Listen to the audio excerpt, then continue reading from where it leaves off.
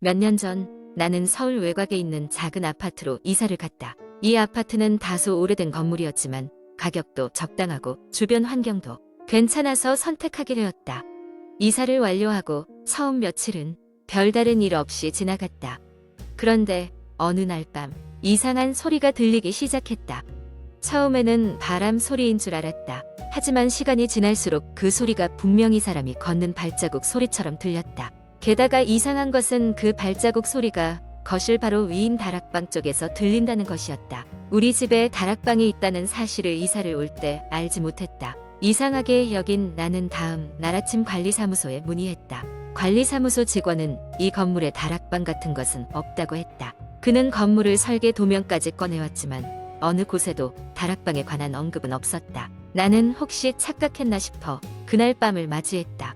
다시 어둠이 깔리고 이번에는 더 뚜렷한 발소리가 들려왔다. 이번에는 가족들도 그 소리를 들은 것 같았다. 발소리가 점점 빨라지더니 멈췄다. 동시에 냉기가 밀려들어 방 안이 온도가 급격히 떨어지는 것이 느껴졌다. 가위에 눌린 듯 몸이 움직이지 않았고 그때 나는 누군가가 내 방 문 밖에서 있다는 직감을 강하게 느꼈다. 어찌할 바를 몰라 공포에 떨며 잠든 그날 밤 꿈속에서 나는 집 안을 돌아다니고 있었다. 그리고 거실 천장에 작은 문이 생겨 있었다. 나는 이상한 인력에 끌려 그 문을 열고 들어갔다. 어두컴컴한 공간 속 아주 오래된 종이 인형들이 즐비한 가운데 얼굴 없는 한 여자가 서 있었다. 그녀는 나를 향해 서서히 다가왔다. 그 순간 나는 경악하며 깨어났다. 다음 날 아침 더욱 기이한 일이 벌어졌다. 아침 식사를 하던 중 식탁 위에 내가 본 종이 인형들이 펼쳐져 있었다. 우리 가족 누구도 그런 것은 본 적이 없는지 모두 의아해했다. 그날 이후로 매일 밤 발소리와 꿈이 반복되었다. 그리고 매번 깰 때마다 종이 인형의 숫자는 점점 늘어났다. 이제는 온 거실을 가득 메우고 있었다. 견딜 수 없던 나는 인근 주민 중 이 아파트에 오랫동안 살았던 분을 찾아갔다. 그는 수십 년 전 이 건물이 폐쇄 정신 병원의 일부였다고 설명해 주었다. 치료가 아니다 싶었던 실험이 행해지던 곳이었고 그중 몇몇 환자들이 불행하게도 이곳에 갇힌 채 세상을 떠났다고 했다. 그의 얘기를 듣고 나는 그 얼굴 없는 여자가 그곳의 희생자 중 한 명이라는 직감이 들었다. 어떻게든 이 상황을 해결해야겠다는 생각에 나는 무속인을 찾아갔다. 무속인은 그 공간이 유령의 안식처가 되어 버렸다고 하며 그녀를 달래줄 수 있는 의식을 진행해야 한다고 하셨다. 며칠 후 무속인의 도움으로 의식이 진행되었다. 의식 도중 거실 천장의 문이 갑자기 열리며 심한 바람 소리가 나더니 방 안의 모든 것들이 흔들렸다. 무속인은 열심히 주문을 외웠고 긴 시간이 지난 후 모든 것이 조용해졌다. 그날 이후로 다시는 발소리도 꿈속에 그녀도 나타나지 않았다. 종이 인형들도 서서히 사라졌다. 그 일이 있고 난 후로 시간이 많이 흘렀지만 아파트의 거실 천상을 바라볼 때마다 그날의 기억은 잊혀지지 않는다. 이따금씩 아직도 누군가가 그곳에서 나를 바라보고 있는 듯한 느낌을 떨쳐버릴 수는 없지만 적어도 지금은 평화를 찾았다. 그 아파트에서의 생활은 지금도 계속되고 있지만 그 후로 모든 것이 정상으로 돌아갔다. 마치 아무 일도 없었던 것처럼 단지 한때의 꿈이었던 것처럼 거짓말같이 말이다. 그러나 그날의 공포는 이렇게 생각할 때마다 다시금 나를 찾아온다. 두 번째 이야기. 몇 년 전 저는 대학생 때 여름 방학을 맞아 친구들과 함께 강원도에 위치한 작은 마을로 여행을 갔습니다. 그 마을은 산으로 둘러싸여 있고 밤이면 별이 무수히 쏟아지는 곳이었어요. 우리는 도시의 번잡함을 떠나 조용하고 평화로운 이곳에서 며칠간의 휴식을 취하기로 했습니다. 하지만 그곳에서 우리가 경험한 일들은 아직도 저를 소름 끼치게 합니다. 첫날은 아무 문제 없이 지나갔습니다. 우리는 마을 근처에 있는 숲을 탐험하고 계곡에서 물놀이를 하며 즐거운 시간을 보냈습니다. 밤이 되자 작은 펜션의 마당에서 바비큐 파티를 열었고 지역에서 생산된 맛있는 술까지 곁들였습니다. 별이 쏟아지는 하늘 아래서 우리는 늦게까지 웃고 떠들었습니다. 하지만 두 번째 날 밤 기묘한 일이 시작되었습니다. 밤이 깊어질수록 주변은 점점 더 고요해졌고 마치 시간이 멈춘 듯한 느낌마저 들었습니다. 우리는 자연의 소리를 즐기며 펜션 주변을 산책하기로 했습니다. 그때였습니다. 멀리서 흐릿한 형체가 눈에 들어왔습니다. 처음에는 노루나 사슴 같은 야생 동물이겠거니 하고 대수롭지 않게 여겼습니다. 그러나 그것은 점점 다가오고 있었고 곧 그것이 사람이란 것을 알 수 있었습니다. 놀라움과 두려움이 동시에 밀려왔습니다. 그는 마치 옛날에 본 적이 있는 듯한 오랜 옷을 입고 있었고 피곤에 절어 있는 듯 보였습니다. 하지만 그보다 더 기이했던 것은 그의 눈빛이었습니다. 멍한 표정으로 다가오던 그는 마치 우리가 없는 듯 곧장 펜션 쪽으로 걸어갔습니다. 우리는 그의 뒤를 따랐지만 그의 걸음은 우리의 것보다 빠른 듯 했습니다. 펜션 입구에 도착했을 때 그는 이미 사라지고 없었습니다. 마치 처음부터 존재하지 않았던 것처럼요. 그날 밤 우리 모두는 불안감에 잠을 설치고 말았습니다. 혹시 누군가 장난을 친 것은 아닐까 하는 생각도 들어 다음날 마을 사람들에게 물어보았지만 사람들은 우리 이야기를 듣고는 그저 고개를 저을 뿐이었습니다. 마을에는 그 누구도 그런 영감님은 없다며 했죠. 알 수 없는 불안감 속의 여행은 계속됐고 우리는 그날 저녁 해가 지기 전에 펜션에 머무르기로 했습니다. 그리고 또다시 밤이 찾아왔습니다.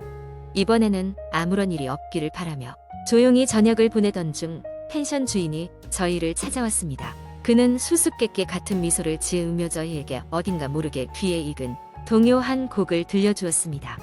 그리고는 뜻모를 속삭임과 함께 방을 떠났습니다. 그 음악은 점점 더 귀를 파고들었고 어디선가 나지막한 속삭임이 계속 맴도는 듯 했습니다. 결국 그날 밤도 신경이 곤두선 채 뜬 눈으로 보냈고 다음 날 아침 우리는 짐을 싸서 서둘러 마을을 떠났습니다. 돌아오는 길 우리는 문득 차 안에 어젯밤 그 영감이 썼던 것과 똑같은 낡은 모자가 놓여있는 것을 발견했습니다. 처음 본 모자였지만 이상하게도 모두가 그 모자의 주인을 알고 있는 듯한 느낌을 받았습니다. 그 후 우리는 아무 말 없이 그 마을을 떠나 집으로 돌아왔죠. 그 이후로 우리는 그 여행이 이야기를 외부에 잘 꺼내지 않습니다. 그곳에서의 며칠이 마치 꿈처럼 느껴졌고 기억에서 지워버리고 싶었습니다. 하지만 가끔씩 그 동요의 멜로디가 귓가에 맴도는 날이면 이 모든 것이 전부 과연 상상이었는지 아직도 나는 확신할 수 없습니다. 세 번째 이야기. 한국 인터넷 커뮤니티에서는 다양한 공포 이야기가 돌아다니며 그중 일부는 진실과 허구가 뒤섞인 형태로 사람들의 관심을 끌고 있습니다. 이제 한 가지 장대한 공포썰을 시작해 보겠습니다. 이 이야기는 한국의 작은 시골 마을 소망리에서 시작됩니다. 소망리는 인구가 1,000명도 채 되지 않는 고요한 농촌 마을로 주민 대부분이 농업에 종사하고 있었습니다. 이 마을에는 오랜 전통과 미신이 남아 있었으며 특히 소망리의 숲에 얽힌 이야기가 유명했습니다. 소망리의 숲은 마을 남쪽 끝에 위치한 빽빽한 침엽수림으로 마을 사람들은 그곳을 특별한 이유 없이 꺼려했습니다. 숲에는 밤이 되면 들어가지 마라 는 경고가 대대로 전해졌지만 그 이유는 아무도 알지 못했습니다. 마을 아이들은 가끔 그 숲 근처에서 놀았지만 해가 지면 한 사람도 남김없이 서둘러 집으로 돌아가곤 했습니다. 이 숲과 관련해 가장 유명한 이야기는 잃어버린 어둠의 날이었습니다. 30년 전 마을의 젊은 어부였던 김영수는 숲에서 실종되었습니다. 그는 호수에서 낚시를 마치고 돌아오는 길이었는데 그날따라 발걸음을 숲 쪽으로 돌렸다고 합니다. 그는 그렇게 한밤중이 되도록 돌아오지 않았고 가족과 마을 사람들은 숲을 샅샅이 뒤졌지만 아무런 흔적도 발견할 수 없었습니다. 결코 밝혀지지 않은 실종 사건은 마을 사람들의 뇌리에 깊이 새겨졌습니다. 그러던 어느 날 사건 후 30년이 흐른 후 도시에 살던 강민수라는 젊은이가 소망리로 내려오게 되었습니다. 민수는 과거 소망리 출신의 한 인물을 취재하기 위해 이곳을 찾았습니다. 그는 마을 사람들이 경계하는 숲에 대해 알아가면서 흥미를 느끼게 되었고 여러 전설과 소문을 조사하기 시작했습니다. 민수는 마을 도서관에서 옛날 신문 기사와 기록을 뒤지던 중 김영수의 실종 사건에 대한 여러 가지 모순된 증언과 미심쩍은 점들을 발견했습니다. 어떤 사람은 어둠 속에서 괴상한 웃음소리를 들었다고 했고 다른 사람은 기이한 형상 이 그림자를 보았다고 주장했습니다. 민수는 그의 호기심과 기자로서의 본능을 억누르지 못하고 목격자 몇 명을 직접 만나 인터뷰하기로 결심했습니다. 그 과정에서 그는 김영수의 딸 김나영을 만나게 되었습니다. 나영은 아버지의 실종 이후 계속해서 숲에 대해 조사해왔다고 했습니다. 그녀는 숲에 입장할 수 있는 특별한 길이 있으며 그 길은 낮에는 보이지 않다가 밤이 되어야만 드러난다고 설명했습니다. 그녀의 이야기에 흥미를 느낀 민수는 나영과 함께 그 길을 찾아보기로 했습니다. 둘은 달이 보름달로 뜨는 밤을 기다려 젠걸음으로 숲의 입구에 도착했습니다. 나영의 말대로 그곳에는 평소에는 보이지 않던 얕은 오솔길이 나타났습니다. 길을 따라가니 숲은 점점 더 어둡고 침침해졌고 기묘한 추위가 두 사람을 감쌌습니다. 그들이 숲 깊숙한 곳에 도착했을 때 갑자기 주변의 온도가 급격히 떨어졌고 공기는 무겁고 음산하게 변했습니다. 그 순간 어디선가 기묘한 낮고 깊은 울음소리가 들려왔습니다. 그 소리는 바로 김영수의 실종 당시 목격자들이 들었다던 소리와 같았습니다. 민수는 그런 기이한 경험에도 불구하고 앞으로 나아가야 한다는 의지가 강했습니다. 얼마 지나지 않아 두 사람은 오래된 나무 옆에서 무언가 반짝이는 것을 발견했습니다. 그것은 김영수의 낡은 시계였습니다. 시계는 실종된 이후로 멈춘 채 고장난 상태였으나 시간이 정확히 그가 사라진 날짜와 시간을 가리키고 있었습니다.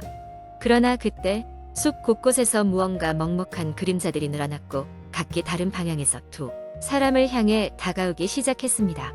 그 기이한 형체들은 중얼거리는 듯한 소음을 내며 점점 가까워졌으며 두 사람은 급히 숲을 나와야 한다고 느꼈습니다. 나영과 민수는 쫓기듯 숲 입구까지 내달렸고 이를 지나자마자 뒤돌아봤을 때 그 형상들은 숲의 어둠 속에 녹아들어 사라지고 있었습니다.